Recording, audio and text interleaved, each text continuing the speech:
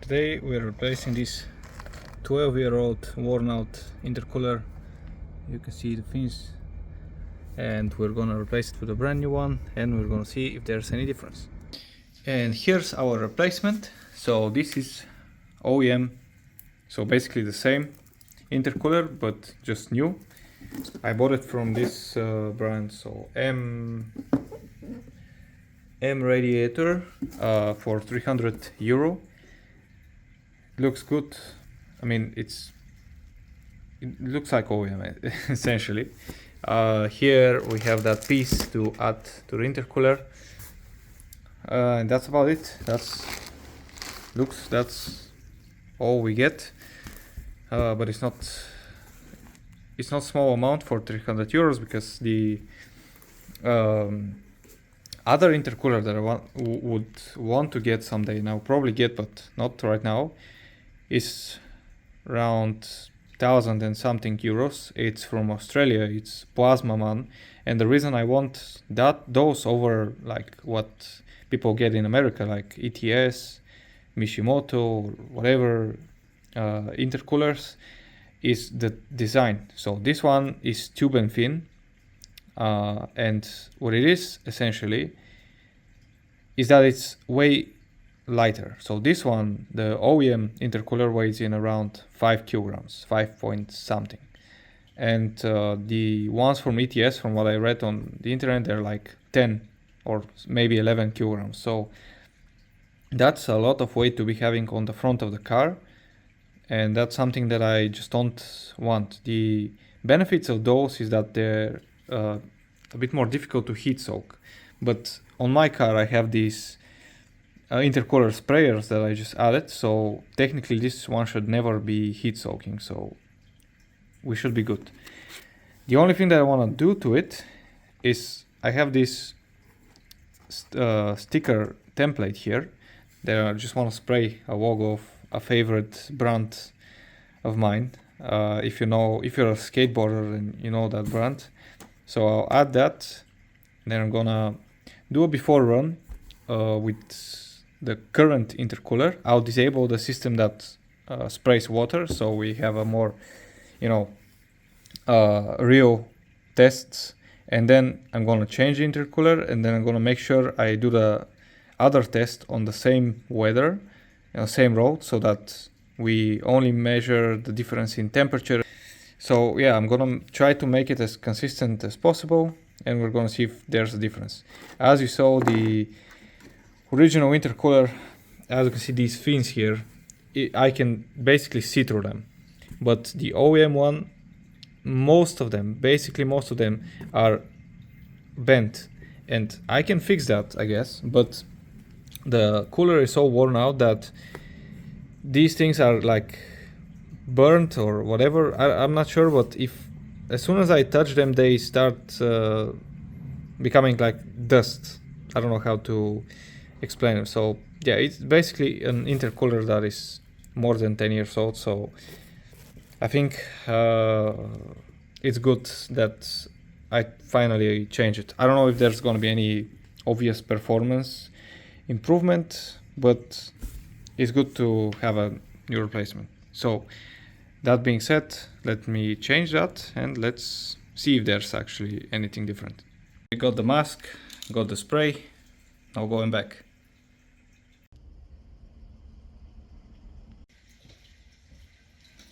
Now to remove the intercooler, you need to first remove the bumper, and to remove the bumper you need to do a few things.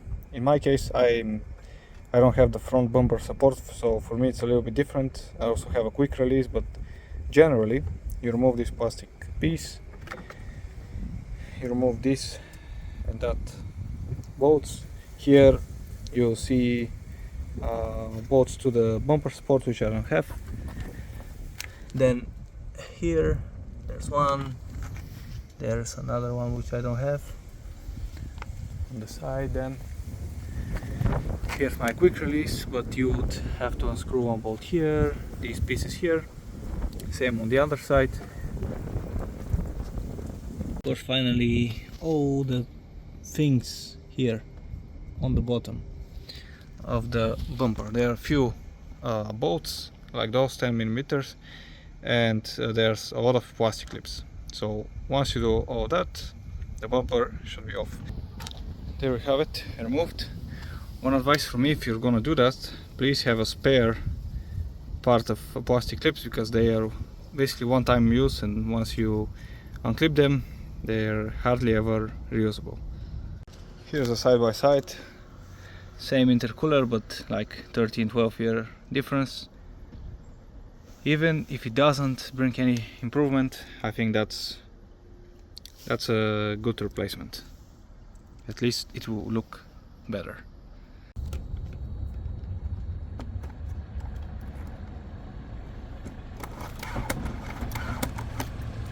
While I'm here, I decided to add some Rivnuts in the place of the old hooks, so that it's a little bit more sustainable. I use this Rivnut 2.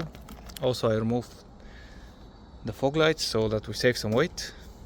And yeah, the bumper is spread up.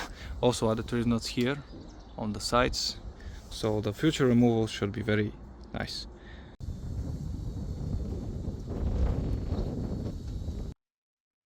Okay, let's go through some runs that I did. Currently we're looking at before run. So what we're going to look at is IAT, basically the temperature that enters the system. Then the mat, this is the temperature that goes through the intercooler and then enters the input manifold. So that's should be the hotter side, of course. And we're going to be looking at the RPM. So here, what I usually like to do is I like to check the values at around 5000 RPM. The reason is that at this point the car has already been full throttle, and the temperature, as you can see, has dropped a little bit. That's because of fresh air has entered the system. That being said, we can see that we are hovering between 35, 34 IAT, and here we have 48. So that's 13 degrees more. That's one of the runs. Let's open the other one. Same thing. Restart Pro, and let's check. Looking at RPM at around 5000. 5000. We have 33, 46. So that's what, 13 degrees more again. Okay. So 13, 13. Now let's see. Pro.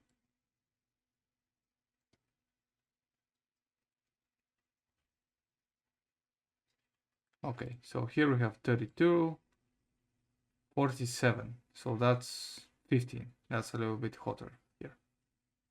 Let's say 14, right? It's kind of okay. That's a little bit higher on the RPM range, but yeah, let's say 14 on this one. So we have 13, 13, and 14 degrees more. That's the old intercooler. Now let's go to the new one.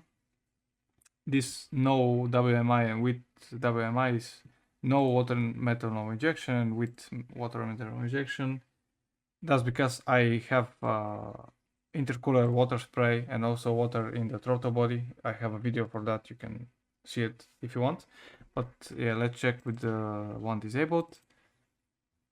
3 runs again. Let's start checking the data here. So 5000 RPM, 33, 46. So that's around 13, right? So that's roughly the same. Let's check here.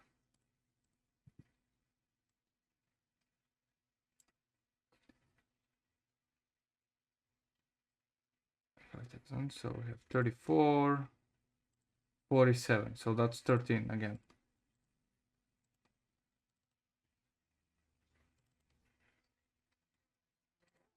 and the last run. I'm assuming it's gonna be again something like that, but we need to verify.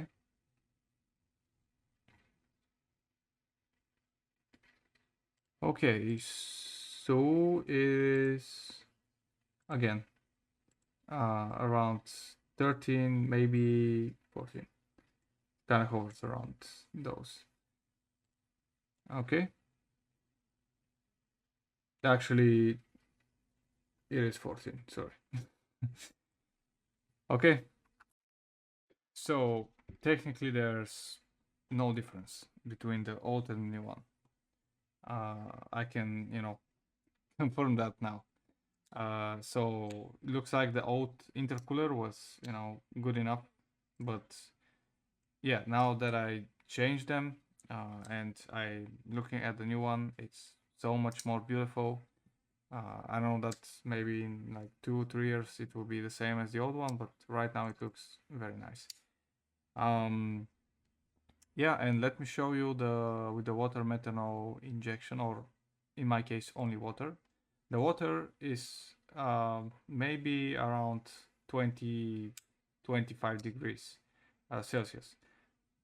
So it's around idle temperature level. Okay, let's see. So we have the mat IT 5000. We have 33 and 45, and it just drops to 44. So that's 11 and that's 12. So that we already see that this one is a little bit lower. And the cool thing with the water injection system is the more you spray, the colder it gets. So this is the last run, and as you can see here, because what happens is that the spray on the intercooler, the water stays there. So for the next time you go full throttle, the intercooler is already colder. That's the thing. So let's see here. We're looking at around 4000. Okay. So 34, 45, 34, 45, 33, 44. Even here, as you can see, 33, 43. So as you can see, it gets quite a bit colder. So the water also, as I said, also sprays in the throttle body. So as you can see, that's 10 degrees, quite a bit lower than 3 degrees is not small difference. So yeah, but that's water injection. It's not the intercooler. Intercooler, we can confirm that there is no difference if you just replace it with the new one. You need to actually go for bigger, I guess, or maybe, I don't know, maybe there wouldn't be difference at all with the stock turbo. Maybe there will be a difference only if you go bigger turbo, but now you know. So it may not be better, but it definitely looks cooler. And it's not all for nothing. What we did is, I already showed you, but I added these. I don't know if you can see them now. So here is no longer plastic caps, now it's all bolts. So that's good. The front bumper is strong as new, basically. So that will also help aerodynamics, because before that it was just all over the place. Other thing is, as we saw, the water injection system is working well. So by the way, here you can see it. Here's one nozzle and here's the other one, and here's how it sits on the top. So basically I made it in a way that it starts spraying as soon as you get into boost. So that's how it works. And one more thing about the intercooler, is the old one was actually working quite worse before I cleaned it. So I have a video for that. So if you haven't cleaned it and you went for a new intercooler, you might have seen an improvement, because yeah, the old one initially had quite a bit of oil in it. So I cleaned that and the temperature fell down. So I'll link the video in the description if you're interested in that as well. But that's gonna be it today, or not today, but for this small project. I spent 300 euros, even more for brackets and so on, for no gain, but for some looks. So yeah, hopefully it was useful for you. See you next time.